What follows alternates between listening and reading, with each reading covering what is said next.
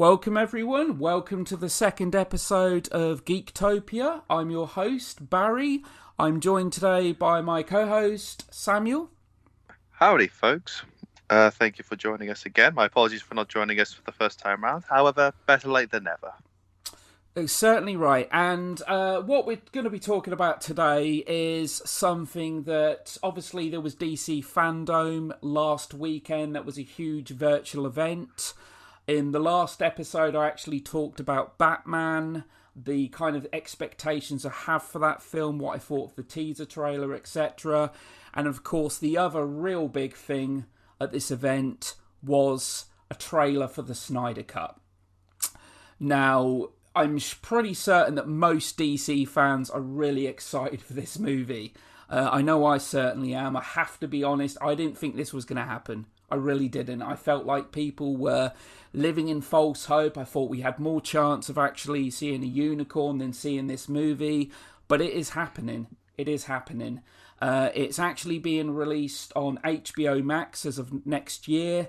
No official release date as of yet, but it will be 4 hours long.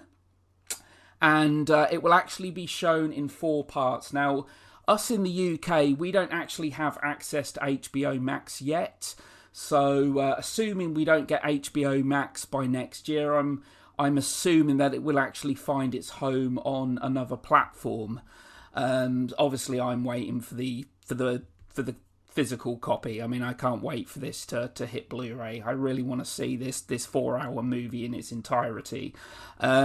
What's your thoughts, Samuel? Did you actually think we were ever going to get this film? Well, I remember when it was first announced, I was very hopeful, and then it turned out it was a sort of joke, and then it turned out to be a reality. The thing is, there seems to be a history with the DC fans, and this actually shows how committed, how there's a real sense of logic with it, because this isn't the first time we've had this. I mean, if you go back to the early 2000s, late 90s, we had Batman Beyond Return of the Joker. Fans really wanted to get the uncut version available, and eventually it was, and the extended version of Batman versus Superman. So, I to be honest, I am so glad that it's become a reality. I think because of how we were with the Whedon cut, I think this brings some new hope for us. Yeah, it's one of them things. I mean, Jason Momoa, Gal Gadot showed a huge amount of support. They came out and said there is a Snyder Cut. This cut does exist. It seemed every other week, there was talks of this Snyder Cut.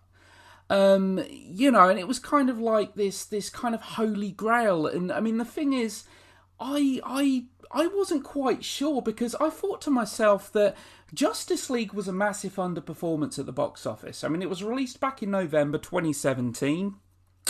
It made just over $650 million at the box office.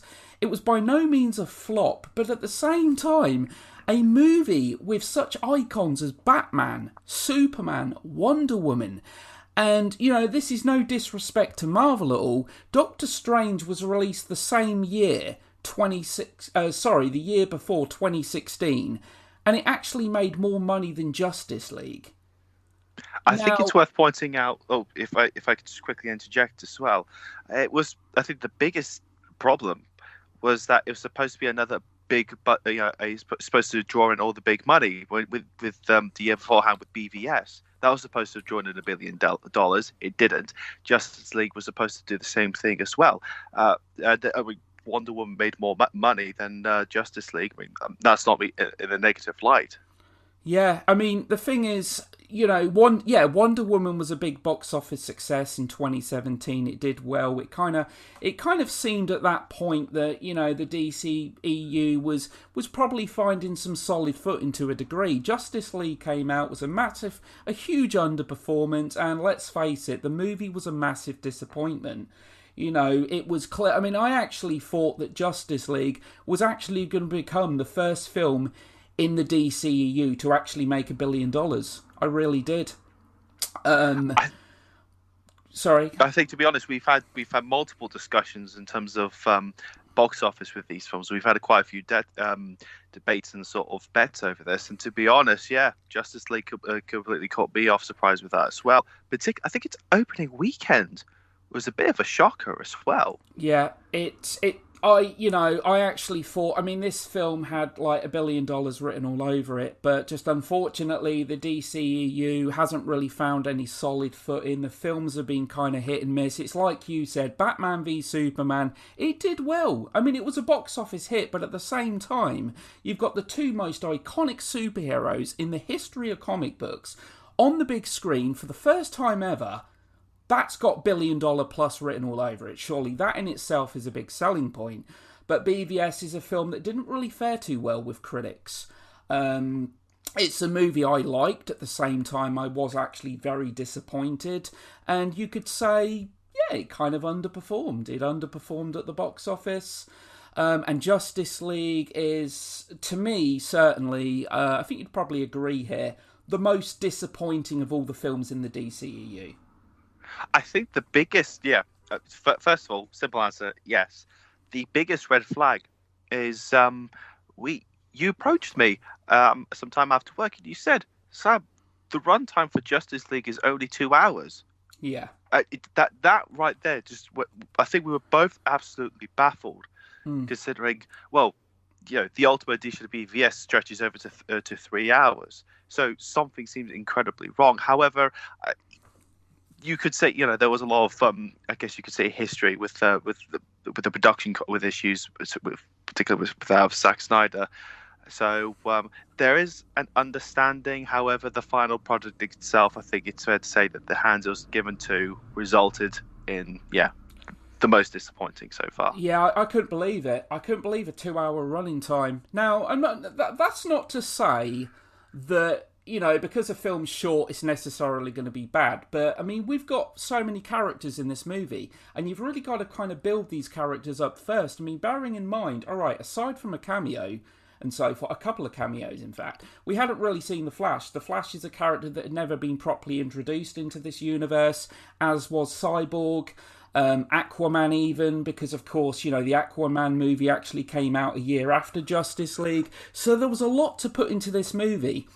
And to really streamline it to 2 hours clearly showed me that this film was butchered by the studio.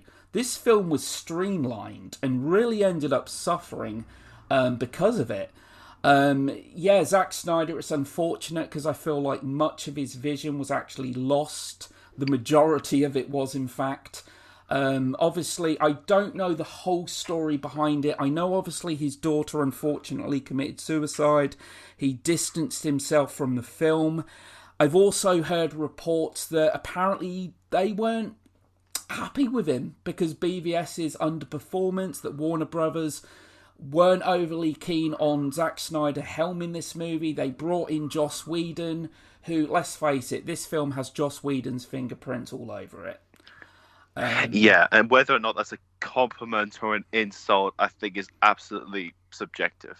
Yeah, to me, it felt like it was a DC film trying to be a Marvel film. It was, I mean, you go back to the trailers that we saw, you could clearly tell a difference. This is not the film that Zack wanted us to see.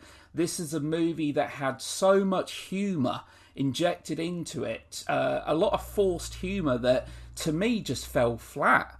And I really feel like, had we have seen Zack Snyder's vision, this is a movie that, I mean, it may as well have come with a laughter track. Barry Allen's Flash, I mean, pretty much every line he comes out with in that film almost is a joke, it's a line. And I'll be honest, I actually got a little irritated with him at times. What was your kind of takeaway of the Flash in this film? Well, I like the performer very much. His name's completely disappeared off the face of the earth. Sorry, it is. Thank you so much. And that was definitely a Marvel sort of characteristic with the forced humor in there as well. He was just on the right side of tolerable. I guess I can't necessarily say I'd be happy to revisit the film again just for him. But the Whedon cut, I mean. Yeah. I mean, they even changed the colour palette. I mean, the colour palette, what's with this red sky? We saw the trailer and it looked, Zack Snyder's a great visual storyteller. I mean, certainly, I wouldn't say he's the best cohesive storyteller at times. I think sometimes he sometimes struggles to kind of balance, great visuals with good storytelling. But I noticed even the visuals had kind of changed from the trailers to what we got in 2017. Like the big battle scene towards the end was this red sky. Even the colour palette had changed. And it was this massive injection of humour. And Batman, I mean, tonally, this film was completely different from BVS, and maybe that's because, I don't know, there were people critiquing BVS for being too sombre, too dark, blah blah and all that. So this felt tonally completely different from what was set up in BVS. Ben Affleck's Well, Batman, to be honest, I think.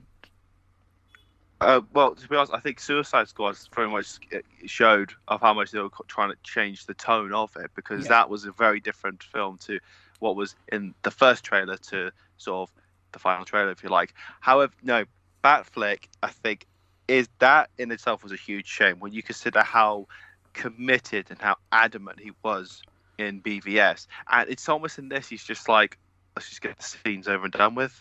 Yeah, it kind of like just kind of phoning it in. That's what it kind of seemed like.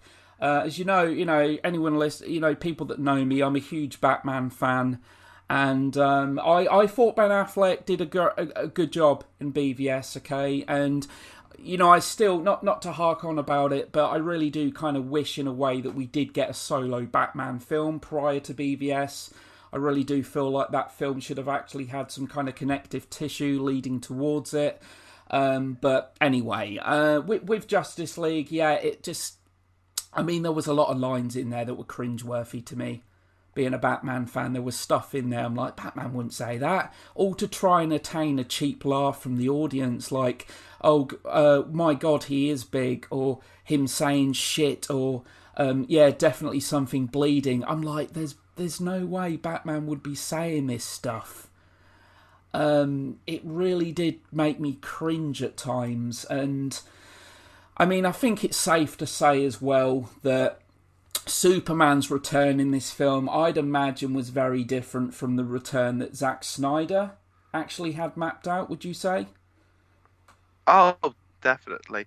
There was something really obscure. I remember watching it, and then it was to do with the timing, like dropping Superman's body, and then just making sure that it's timed perfectly to bring him back. And it just seemed a bit kind of daft, or not as dramatic or as extravagant as it should be to, bring the Man of Steel back. Yeah. So, as you pointed out with Snyder, like visually, he is very, very good, to say the least. So on the one hand, you could say that gives high expectations for what we can expect from the cut.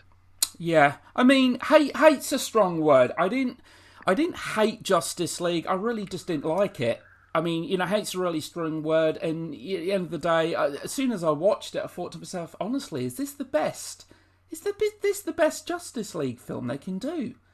I mean, the Justice League, we're living in a world now where, Justice League, if not for the Justice League, you wouldn't have the Avengers. The Justice League was the first big team up in comic books. So many iconic characters, and this really should be a big event. I wish that people could be sat around talking about Justice League like they are the Avengers, but with Marvel, clearly you've got someone like Kevin Feige, a guy that knows what direction to pull in, a guy with a clear vision of, and Marvel have done a fantastic job, Disney have done a great job of building this cinematic universe, and I just want the same thing with DC, and I really thought Justice League would kind of be DC's ace card. Alright, admittedly, it was rushed, BVS only came out a year and a half before it, they did rush things, certainly, without a doubt. But yeah, like you just said, Samuel, I was expecting Superman's return to be something of epic proportions. I really did. Now, let's just kind of get on to some of the CG. Because there's been a lot of criticism over this, did Steppenwolf, who, let's face it, was as one-dimensional as villains get in this film, Was Steppenwolf, did it look really bad CG to you? Oh, definitely. Really, really bad. In fact, he looked absolutely nothing because in the Ultimate Edition of BVS, he has a small role. Yeah. And at the end of the film, he appears. And that was absolutely striking. And in this, he looks very different in terms of the way, sort of his physicality and some of the armor or sort of his color coding. However, no, he looked bad. Apparently, there was no record of him necessarily acting with the other actors like Gal Gadot and as such. So it was kind of painful to watch at times. There was one bit I did like, however, it just no, it was very distracting and therefore very removing at times. Yeah, I mean, there were, the film had some great visuals. There were some little moments that I liked, but having a few moments in a film just isn't enough. It just isn't enough. And obviously there was all this talk that, no, this ain't the film that we should have got. It should have been the Snyder Cut, etc. And I remember seeing some snippets online of scenes that had... I didn't think this was going to happen because, like I say, they would have to invest more money in a movie that only made just over $650 million at the box office, which is really shameful. If I was Warner Brothers, I would be holding my head in shame. You've got a movie here with such big characters in it, and it didn't get anywhere even near a billion. Now, not every film's got to make $1 billion to be considered a box office success. Wonder Woman didn't get near $1 billion or whatever, it was 800 something or whatever. It's just because Marvel, in a way, have set that precedent. So many of their films are making so much money at the box office that there's this kind of comparison thing that because Marvel's doing it, DC have got to be doing it. I'm not actually taking that on board. It's the Justice League. Do you know what I mean? Yeah. But, of course, it's happening. There's been petitions. Fans have been clamouring for it. It seems, like I said, every other week people have been, we want the Snyder Cut, and it's officially been confirmed. And they released the first trailer, didn't they, on last Saturday. What did you think to that trailer? Oh, I had an absolute inspiration of hope. I suddenly just felt like, okay, now I feel like we've got somewhere. The palette, as you rightfully pointed out earlier, was so different, very distracting. This time round, we are closer to the initial vision, and I like that of the indications of where it's going to go. So we're actually going to get more of a backstory and more of a background for characters like Flash and Cyborg. That was inspiring. It was great to actually see Darkseid. I think there was someone did this really good thing of comparing the Snyder Cut to one of the theatrical cut trailers. And which was it? You'd have in the theatrical trailer, you had Steppenwolf holding the axe during some sort of roar. In the Snyder Cut, it's actually Darkseid who's doing such. So I am very much engaged, and just thinking, like, if the extra 30 minutes for BVS made such a difference, imagine what would happen now. Yeah, I was kind of thinking. I'll be honest with you. I thought that trailer was incredible. I've watched it a few times now.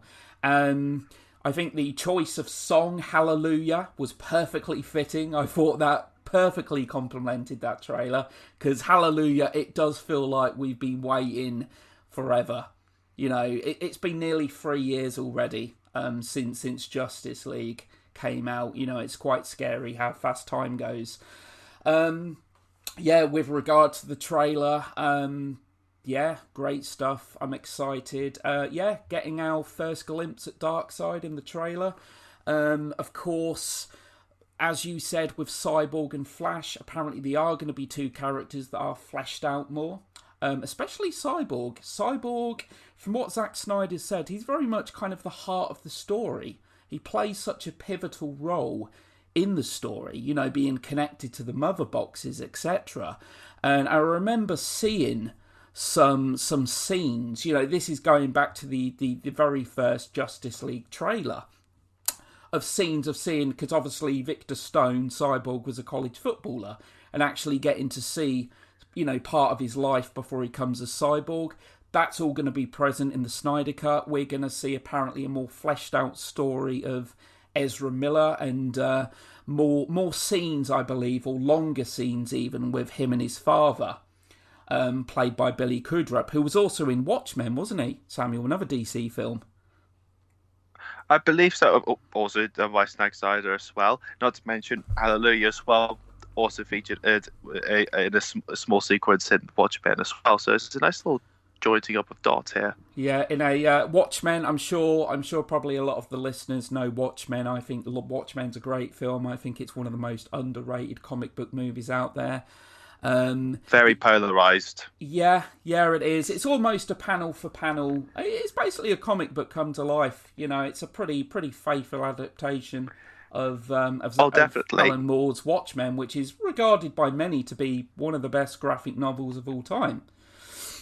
I think the polarization, though, just adds to its sort of its adamant following, if you like, because I don't know if I mentioned this before. You had someone on the one hand, you had Roger Ebert giving it a full 4 stars, being very adamant about it, really liking it, and then on the opposite side, you had British film critic Mark Kermode, who really, really didn't like it. My apologies if I didn't say his surname right. He really, really didn't like it at all. So it's that polarization, I think really adds to, as you said, it being one of the most underrated comic book films. Yeah, I mean, it's clear with that movie, because that was Zack Snyder's first comic book movie, and it was kind of easy. It was really easy to tell that this guy's a great visual director and so forth. I love. He did 300 though, didn't he?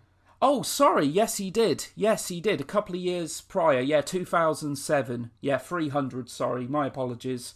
Which again, great visuals. I enjoy that film for what it is. Because that was by Frank Miller. Of course, Watchmen was by Alan Moore. Getting back to the trailer and so forth. We get to see a brief glimpse of a black-suited Superman. I mean, that was one of the major criticisms, wasn't it, with the 2017 Justice League, was what was going on with the bad CG'd Superman, Henry Cavill's moustache.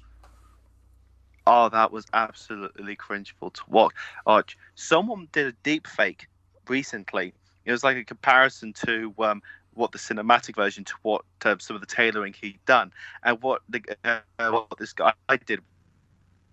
The deep fake was unbelievable. It was really, really well done. He did something similar with the Irishman during a comparison as such. So fortunately, Snyder has reassured us that none of what's featured in the Whedon's re-edit, if you want to call it as such, is going to appear in the Snyder Cut. So there is that reassurance. Yeah, it was really noticeable in some scenes specifically. I mean, the opening scene to Justice League still makes no sense to me.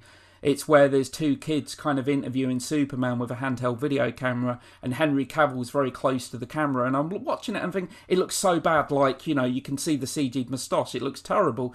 But I don't even understand what purpose that scene had. He mentions, one of the kids asks him, what's the best thing on earth? And he just kind of looks away. Now, I'm assuming he's kind of like implying Lois Lane, I'm guessing. I don't know. But in that scene, I mean, that's the opening scene of the movie. So right from the get-go, you can see the bad CG above. It just, that scene made no sense to me whatsoever. It was a film that very much fell flat. Now, I don't know about you, Samuel, but I did love the post-credit scene for Justice League. I was very intrigued by it. I know you were quite adamant about it. And I'm very interested to see where they, if to expand on that, to see where it goes from there. Yeah, well, Deathstroke, Deathstroke's a great character. Seeing Deathstroke on the big screen actually gave me a nerdgasm. He looked awesome. That's exactly how I expect Deathstroke to look. It was completely unexpected to me, actually. And obviously there was a strong hint there of a League of Doom, which, of course, Joker, Lex Luthor, Black Manta, Cheetah, and of course, Deathstroke, although he was never really a member of that team lineup in the comic books. It was hinting towards something bigger, and it's a real shame now that that's never really going to come to fruition. Because of Justice League's underperformance, because obviously we were going to get a Justice League 2, but obviously that's not going to happen now. But at least we're getting the Snyder Cut. We're getting the film that Zack Snyder wanted us to see. Darkseid looks awesome from what I saw. Obviously we get a glimpse of him. Obviously more characters, backstories and so forth fleshed out. What is something that you'd like to see in this film that we didn't get in the 2017 film? I guess for me, I just want to be able to have just the real sense of enjoyment, really. I anything in particular? I guess just more of that in the trailer of Alfred with Superman. I know that's a very simplistic example. I guess I just want to see more of Batman. I just want to be able to see more of the Batfleck, to have scenes that, to remind us of what was one of the saving graces of BVS. So for me, I just would like to have some more of Batman, some more of that enthusiasm that Batfleck had, just to remind us of that. Yeah, I'm hoping a lot of the humour has been taken out. I'm going to assume probably a lot of it has, because that was one of the big criticisms a lot of people had. Like I said, it just kind of felt like it was trying to follow the formula of a Marvel film instead of kind of having its own identity. So because that is one of my problems with some of the Marvel films. Not as a whole, I like the MCU as a whole, but sometimes the humour just mistimed and a little too forced. But yeah, you're right. I'm hoping we get some kind of more stuff with Batman that we haven't seen. I did notice a quick kind of blink and you'll miss it moment in the new trailer, of Batman deflecting some blasts from the parademons. That looked like an awesome little shot. Looking forward to seeing the black suit. I know that Darkseid's got a few scenes in this film. Darkseid does actually have a few scenes. Now, I don't believe we're going to get to see him kind of face off with the Justice League and whatever. But because obviously Darkseid was going to be saved for the Justice League 2. Originally he was going to be the big villain, then they decided Steppenwolf, and they'll save kind of, the biggest bad for the follow-up film and that. But I think we've got a lot to be excited about here, because I really do feel as though, I'll be honest, right, at first, I don't know what your thoughts are on this, Samuel, but I thought that even if we get an extra half an hour, it's not going to magically transform this film into a great movie.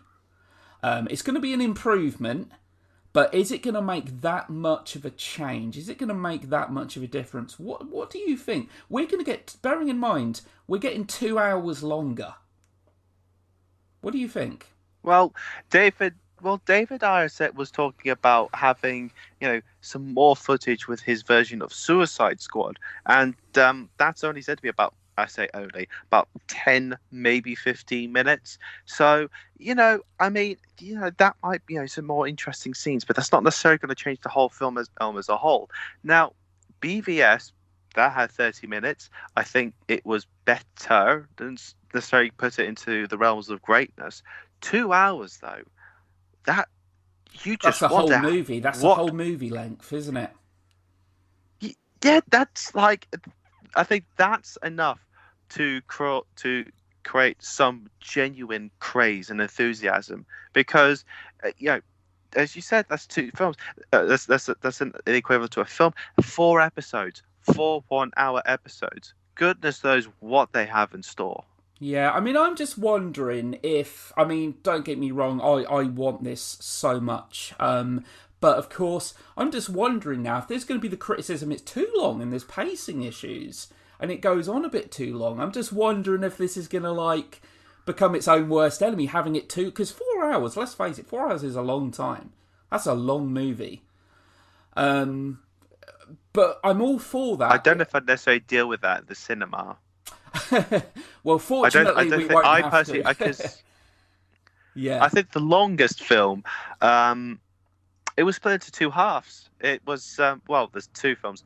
Lawrence of Arabia, which was 3 hours, 47 minutes, but that had an intermission. There was a Lars von Trier film, which was the theatrical version was already 4 hours alone, but that was split into two halves. So I think they've done the wise choice to Yeah. release on HBO Max, divide it into 4 episodes. I think even if there are criticisms of so-called pacing, at least you can watch it at your own pace. Not having to sit in the cinema for full 4 hours. Yeah, I mean, I'm just happy to be getting the complete vision. I'm just happy to be getting the version that we should have got. I mean, the longest film I've seen on the big screen is Lord of the Rings: Return of the King, which is 3 hours 20. Great movie, fantastic film, but yeah, it's a long time to be sat there. Yeah, because I mean, there's even characters that were completely omitted from the 2017 film. Iris, obviously Barry Allen, the Flash's love interest, was removed. Volko, of course, Aquaman's trainer, played by Willem Dafoe. There are characters that were completely taken from the film. So yeah, I think what we got was just a shadow of the film that we really could have got. There's no release date yet, though, is there? Not for what I know of. Although I think, considering Zach, I think he said he needed at least another 30 to 50 million to complete it. So I say we should give the man his time. He's willing to throw that time in to get it done. So I think as long as we get it, that's absolutely fine. I'm not surprised there's no release date. However, considering of what there is to come, yeah. I say let's give him his time. Yeah, because I know there was a lot of shots. There was a lot of shots, a hell of a lot that didn't make into the film. Their VFX, their CG and so forth hadn't actually been added. So yeah, it's like you just said, they've got to spend more money, invest more money to get this thing happening. But at the end of the day, the fan demand has been crazy, absolutely crazy. Do you know what I mean? It's just kind of I mean, you've got quite a few DC films coming out. You've got the Batman next year, Wonder Woman 84 is right round the corner, Shazam 2, Suicide Squad and that. But yeah, Justice League is, I mean, it's the big one for me. It's that and the Batman are the two that I'm really excited for. What would you say your most anticipated DC project is? At the moment, it would have to be the Snyder Cut.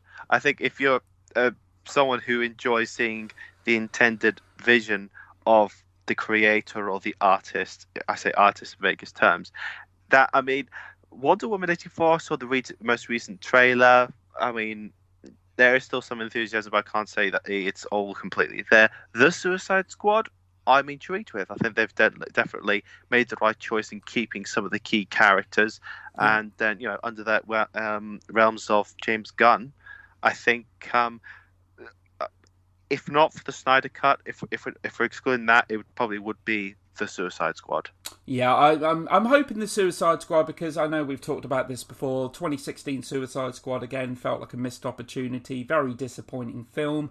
Don't hate it, hate's a strong word, but it just wasn't very good. It just wasn't very good. And I'm just hoping, from what I can tell, obviously we're going to save this for a later podcast. But I'm hoping James Gunn can do for Suicide Squad what he's done for Guardians of the Galaxy. He does seem to have a lot of enthusiasm for the project. He does seem to be taking it back to the core comics here, kind of going back to the golden age. I'm looking forward to it. I think it could be potentially a very fun movie. And I think it could be served well by an R rating as well. But we'll see. But it's like you said earlier, Samuel, you hit the nail on the head.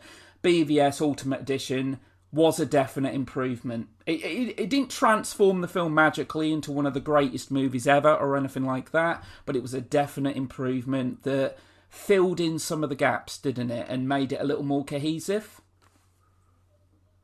Oh, certainly, and it paints the film in a different light, because with the theatrical cut, it's almost like you're aligned with Batman to go against Superman. But when you watch the Ultimate Cut, you realize, actually, no, you're actually sort of following Superman's sort of journey into discovering this sort of psychopathic, deranged form of a very embittered Batman, and that actually for a while, the Batman is actually sort of, you could say, the villain for a little while of the Ultimate Edition. Yeah, I agree there. I don't think the film was executed as well as it could have been. With the conflict between them two, I think it was certainly it was presented in a better way for Bruce Wayne, seeing an alien being potentially destroying the planet. He wants to eliminate that threat, etc. I think it's safe to say that we're both really looking forward to this. I think the trailer was great. It was the of all the panels, it was the panel that I was probably second on the list that I was most excited for. Of course, the Batman next year, which is going to be, we've got to reiterate that it's completely disconnected to anything in the DCEU, isn't it, Samuel? Yeah, in the same reigns as Todd Phillips's Joker. Yeah. It's a standalone that's definitely going. I don't know if it has any connection to the Dark Label or the Black Label series that they're thinking about doing. However, yeah, it's a standalone. Yeah, I was only saying this to a friend earlier actually today. I just want to see good films. I don't need everything connected. I really don't. All right, the MCU's done a great job of creating this cinematic universe, but not everything's got to be connected. I just want to see good films. I just want to be films that are, films that have focus, films that are well made. I'm really not overly bothered about this whole connective tissue. Not everything has got to be connected. And that's one of the reasons I'm looking forward to the Batman. It's going to be its own thing. It's planned to be a trilogy, much like the Dark Knight trilogy was. Do you know what I mean? I think sometimes by creating this whole shared cinematic universe and that, you can really convolute things if you're not careful, and if it doesn't get the right execution and so forth, it can really fall flat. Without question, I think the DCEU is a perfect reminder of that. Yeah. Or the so-called Dark Universe that never happened. Yeah. Or maybe even the Monsterverse, which I think was it Godzilla versus Kong, I think, is coming out later on. Yeah. I think sometime next year. Yeah, it is. The Dark Universe never took off. Obviously the Mummy was an underperformance at the box office, and that was actually the attempt, wasn't it? Kind of the first move in actually creating this shared cinematic universe of bringing back all these classic Universal monsters. But of course, that did not go according to plan. But nope. Saving for a later podcast, a later episode and so forth, we will get into the Flash movie at some point, because I firmly believe that the Flash movie is going to be the reset button. I think one of the reasons the Flash movie is taking so long to get here is they're being so careful about this movie that the Flash film is going to essentially reboot, soft reboot, whatever you want to call it, the DC cinematic universe. So they can turn around and say, all right, this hasn't quite gone according to plan, etc. With the Flash's ability of the Speed Force, etc., this has the potential to actually change things. So the Flash is a great backup character to have for this kind of move. So, but yeah, the Snyder Cut next year, I'm sure pretty much all DC fans are looking forward to it. As I said earlier, Samuel, I didn't think we were going to get it. I really didn't. But it's out coming. Of the three, there were 3 petitions. I remember there being 3 petitions over the course of the last couple of years. And what was it? So one of them was the Snyder Cut. The other one was removing Star Wars The Last Jedi from canon. And the other one was rewriting the entire final season of Game of Thrones. Yeah. I think it's fair to say that the Snyder Cut was by far the most rational out of the 3. Definitely. And the fact it's become in existence, I think, is reassuring. I think, as I said from the start, it's reassuring that, the sense of being rational with DC fans, with sort of wanting or sort of demanding or sort of requesting things. So I thought I'd leave on a humorous note on that. Yeah, Last Jedi, yeah, big disappointment, massive disappointment. But come on, it made nearly $1.4 billion at the box office. For anyone that thinks, 20th Century Fox, Disney, should I say, are actually going to wipe that, no, you got no chance of that happening. You've just got to accept. No. You've got to accept it. It was a box office success, whereas Justice League wasn't. Justice League wasn't. It made less than 700 mil. Last Jedi, nearly 1.4 bill, which is still a lot less than obviously Force Awakens, which made just over 2 bill. But yeah, you don't always get what you want, and I didn't think we were going to get this. I'm just very happy we are. I'm very happy that we are. So I think that wraps up today's episode. Thanks for joining me again, Samuel.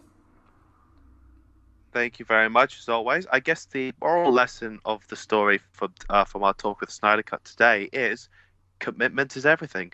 It is, and at the end of the day, this is happening because of the fans. This is happening because of the fans who've showed so much enthusiasm, so much passion, and yeah, it just shows you that, you know, these things can happen. Me and Samuel are going to be back again soon. We're going to be talking about other DC events. I know Samuel has a movie review that's going to be coming up pretty soon. I haven't seen the film, so Samuel's going to take that one away. And we're going to be back again soon. Stay geeky, and we'll be back again soon. And take care.